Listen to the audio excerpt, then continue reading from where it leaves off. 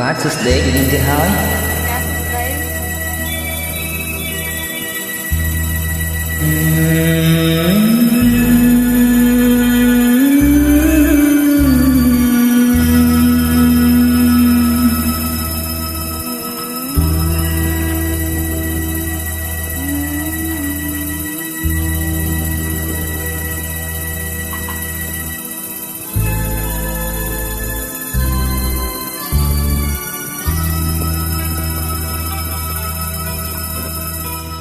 រលកទឹក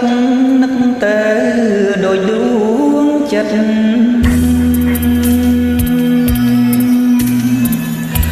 កញ្ជ្រោលស្នេហ៍ស្និទ្ធស្រងជីវ៉ាតែអស់សង្ឃឹមក្នុងចិន្តាព្រោះហួងហត្ថានឹងត្រក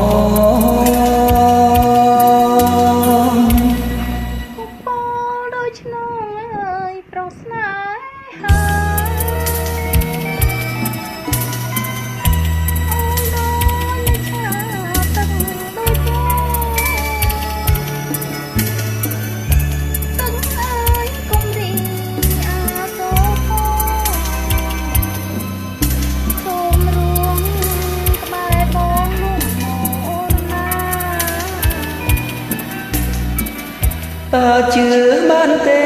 ព្រះគុំគីពីបើពុំងារខ្លាចចោចាអមេឃបបាក់នឹងវាតាជួយស្រាយបញ្ហាខ្ញុំនេះផង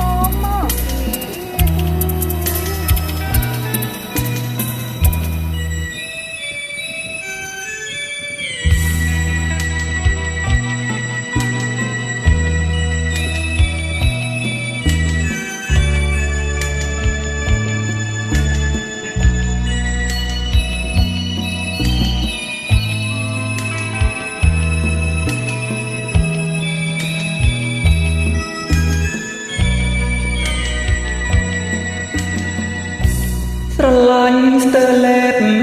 ក្រេតមិនណាយ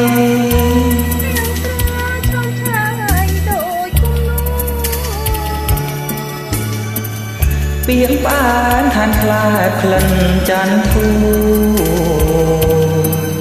មកត្រូវតស៊ូយកឲ្យបានមក